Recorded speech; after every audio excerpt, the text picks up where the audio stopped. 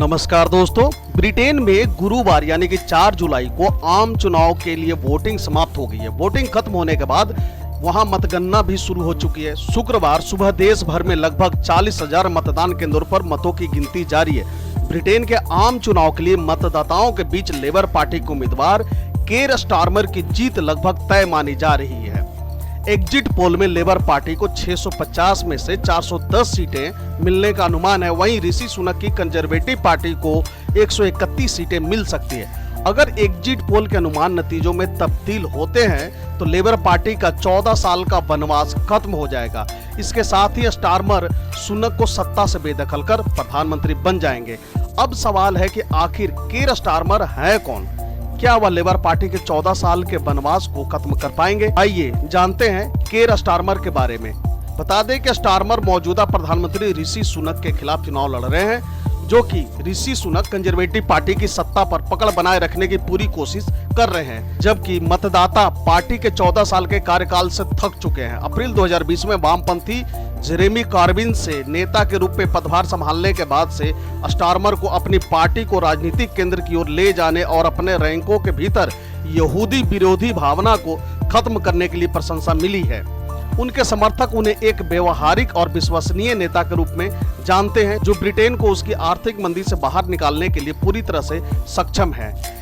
केर स्टारमर है कौन, इनके बारे में थोड़ा क्लियर रूप से समझने की कोशिश करते हैं। केर स्टारमर का जन्म 2 सितंबर 1962 को लंदन के साउथवार्क में हुआ था।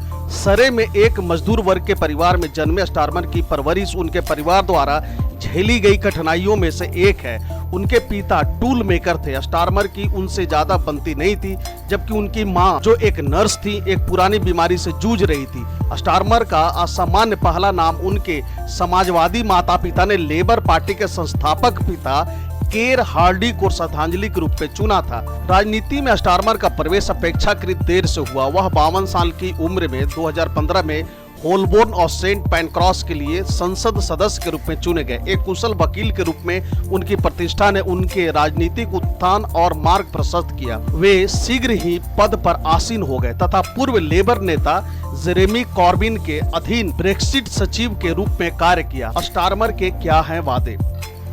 जैसा कि आप जानते हैं कि हर चुनाव में सभी पार्टियां कुछ न कुछ वादा करके ही चुनाव में उतरती है, ताकि वह जनता के बीच में यह मैसेज दे सके कि मैं आपके लिए क्या करने वाला हूं। अगर आप मुझे जिता देते हो या आप मेरे पार्टी को जिता देते हो तो हमारे तरफ से आपके लिए क्या योगदान होगा। आवास के क्षेत्र में इन्होंने वादा किया है कि स्टारमर का लक्ष्य पहली बार घर खरीदने वालों को बढ़ावा देना है। इसके लिए एक ऐसी योजना शुरू की गई है जो उन्हें नए आवास विकास तक प्राथमिकता प्रदान करती है। साथ ही 1.5 मिलियन नए घर बनाने के लिए नियोजन कानूनों में सुधार का वादा भी किया गया है। शिक्षा भी एक अन्य प्राथमिकता। स्टारमर ने 6,500 शिक्षकों की भर्ती करने तथा निजी स्कूलों के लिए कर छूट यानी कि टैक्स में जो छूट है वह समाप्त करके उनके वेतन का वित्त पोषण करने का वचन दिया है, यानी उन्होंने प्रॉमिस किया है। केर स्टारमर वर्तमान में ब्रिटेन के आम चुनावों में प्रधानमंत्री पद के लिए प्रमुख उम्मीदवार हैं। आइए उनकी पृष्ठभूमि और कैरियर पर एक नजर डालते हैं। इनका प्रारंभिक जीवन और शिक्षा की बात करें तो जैसा कि पहले मैंने बताया कि इनका जन्म 2 सितंबर 1962 को लंदन के साउथवार्क में हुआ था। और अगर उनकी शिक्षा की बात करें तो उन्होंने उच्च शिक्षा के लिए लीड्स विश्वविद्यालय से कानून की पढ़ाई की और ऑक्सफोर्ड विश्वविद्यालय से पीएचडी की उपाधि प्राप्त की है। अगर इनके पेशेवर कैरियर की बात की जाए तो स्टारमर एक उच्च सम्मानित वकील रहे हैं। उन्होंने मानवाधिकारों के क्षेत्र में महत्वपूर्ण योगदान दिया और कई महत्वपूर्ण मामलों में अपनी भूमिका निभाई है। वे 2008 से 2013 तक इंग्लैंड और वेल्स के लिए डायरेक्टर ऑफ पब्लिक प्रोसिक्यूशन यानी कि डीपीपी के रूप में सेवा कर चुके हैं। आइए अब इनके राजनीतिक कैरियर की थोड़ा बात कर लेते हैं। अगर इनको लेबर पार्टी के सदस्य के रूप में देखा जाए तो यानी कि उन्होंने कब लिया लेबर पार्टी के सदस्यता, तो हम देखेंगे कि केर स्टारमर 2015 में ब्रिटिश संसद के सदस्य बने, जबकि उन्होंने होलबोर्न और सेंट पैनक्रॉस सीट से चुनाव जीता। लेकिन सीर स्टारमर ने लेबर पार्टी की सदस्यता 1980 के दशक में ले ली थी। वो काफी युवा अवस्था में ही अपनी पार्टी के सदस्य बने थे, लेकिन उनके सदस्यता लेने की सटीक तिथि सार्वजनिक रूप से ज्ञात नहीं है। फिर भी स्टारमर ने अपने करियर के शुरुआती दौर में वकालत में समय बिताया, लेकिन वे लेबर पार्टी के प्रति अपनी प्रतिबद्धता और समर्थन बनाए रखे। स्टारमर का राजनीतिक कैरियर अधिक स्पष्ट रूप से साल 2015 में उभरा, जब वे पहली बार संसद के लिए चुने गए थे। उन्होंने होलबोर्न और सेंट पैंक्रास सीट से चुनाव जीता और तभी से लेकर लेबर पार्टी के प्रमुख नेताओं में से एक बने हैं। 2020 में वे लेबर पार्टी के नेता चुने गए, जिससे उनकी राजनीतिक भूमिका और भी अधिक महत्वपूर्ण हो गई। अप्रैल 2020 में उन्होंने लेबर पार्टी के नेता का पद संभाला।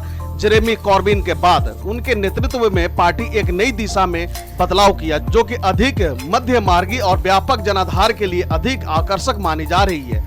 अगर इनके दृष्टिकोण और प्राथमिकताएं की बात करें तो उनमें नीतिगत प्राथमिकताएं क्या रही हैं? कई सामाजिक और आर्थिक सुधारों को प्राथमिकता दी है, जैसे कि सार्वजनिक सेवाओं का विस्तार, पर्यावरणीय सुधार और सामाजिक न्याय को बढ़ावा देना। वहीं अगर उनके व्यक्तिगत जीवन की बात करें तो केयर स्टारमर की शादी विक्टोरिया अलेक्जेंडर से हुई है और उनके 2 बच्चे हैं। वे व्यक्तिगत रूप से एक अत्यंत पारिवारिक व्यक्ति माने जाते हैं। स्टारमर की कानूनी और राजनीतिक पृष्ठभूमि ने उन्हें एक गंभीर और सक्षम नेता के रूप में स्थापित किया है, जो वर्तमान समय में ब्रिटेन की राजनीतिक दिशा को प्रभावित कर सकते हैं। उनके नेतृत्व में लेबर पार्टी आगामी आम चुनावों में प्रमुख चुनौती देने वाली है और कई सर्वेक्षणों के अनुसार उनकी जीत की संभावना मजबूत है। अब थोड़ी संक्षेप में बात कर लेते हैं लेबर पार्टी के इतिहास के बारे में। लेबर पार्टी का गठन 19वीं सदी में हुआ था और इसे संस्थापित करने में कई प्रमुख हस्तियों और संगठनों की भूमिका रही है। लेबर पार्टी के संस्थापक पिता के रूप में जाने जाने वाले प्रमुख व्यक्ति और संगठन की बात करें तो एक सबसे प्रमुख नाम केयर हार्डी का आता है। अगर उनकी भूमिका की बात करें तो केयर हार्डी को लेबर पार्टी के प्रमुख संस्थापक पिता के रूप में जाना जाता है। पार्टी में उनका योगदान जबरदस्त रहा है। उन्होंने लेबर पार्टी के पहले नेता के रूप में कार्य किया और 1892 में ब्रिटिश संसद के लिए स्वतंत्र लेबर उम्मीदवार के रूप में चुने जाने वाले पहले व्यक्ति बने। हार्डी ने मजदूर वर्ग की राजनीतिक आवाज को ब्रिटिश राजनीति में प्रमुखता से स्थापित करने में महत्वपूर्ण भूमिका निभाई।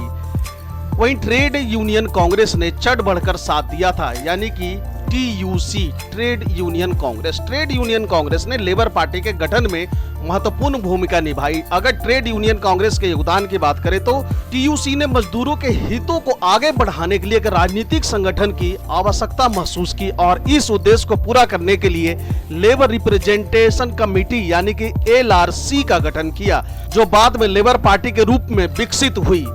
इस वक्त एक संगठन का भी आधार रखा गया था, जिसे कहते हैं फैबियन सोसाइटी। फैबियन सोसाइटी एक ब्रिटिश समाजवादी संगठन है, जिसकी स्थापना 1884 में हुई थी। यह संगठन ब्रिटेन और अन्य देशों में समाजवाद के प्रसार और सुधारवादी नीतियों के विकास में महत्वपूर्ण भूमिका निभाता है। इसके सदस्य विचारशील और सामाजिक रूप से जागरूक व्यक्तियों का एक समूह है, जो सामाजिक न्याय, समानता और सार्वजनिक सेवाओं में सुधार के लिए काम करते हैं। अगर इस सोसाइटी की भूमिका की बात करें तो फैबियन सोसाइटी ने लेबर पार्टी के गठन में बौद्धिक और वैचारिक समर्थन प्रदान किया। इस सोसाइटी की योगदान यानी कि फैबियन सोसाइटी एक समाजवादी संगठन ने पार्टी की नीतियों और कार्यक्रमों को आकार देने में महत्वपूर्ण योगदान दिया। उनके सिद्धांतों ने पार्टी के प्रारंभिक वर्षों में विचारधारात्मक आधार प्रदान किया। उस वक्त एक पार्टी हुआ करती थी, इंडिपेंडेंस पार्टी, और उसकी भूमिका की बात करें तो इंडिपेंडेंस लेबर पार्टी ने लेबर पार्टी के गठन की दिशा में महत्वपूर्ण कदम उठाए हैं। इनका योगदान ऐसा था कि ILP ने यानी कि इंडिपेंडेंस लेबर पार्टी ने मजदूरों के राजनीतिक प्रतिनिधित्व के लिए आंदोलन किया और LRC यानी कि लेबर रिप्रेजेंटेशन कमेटी के गठन में महत्वपूर्ण भूमिका निभाई, जिसने आगे चलकर लेबर पार्टी का रूप लिया। सोशल डेमोक्रेटिक फेडरेशन यानी कि SDF ब्रिटेन का एक महत्वपूर्ण समाजवादी राजनीतिक संगठन था। इसका गठन 19वीं सदी के अंत में हुआ था और यह ब्रिटिश समाजवाद के विकास में एक प्रमुख भूमिका निभाता है। इस संगठन ने मजदूर वर्ग की आवाज को मजबूत बनाने और समाजवादी सिद्धांतों का प्रचार करने के उद्देश्य से काम किया। SDF ने मजदूर वर्ग के हितों की राजनीति में प्रभावी रूप से प्रतिनिधित्व करने का प्रयास किया। SDF ने भी लेबर पार्टी के गठन में एक महत्वपूर्ण भूमिका निभाई और सामाजिक न्याय और आर्थिक सुधारों के मुद्दों को प्रमुखता दी। लेबर पार्टी का गठन कई संगठनों और व्यक्तियों के सामूहिक प्रयास का परिणाम था।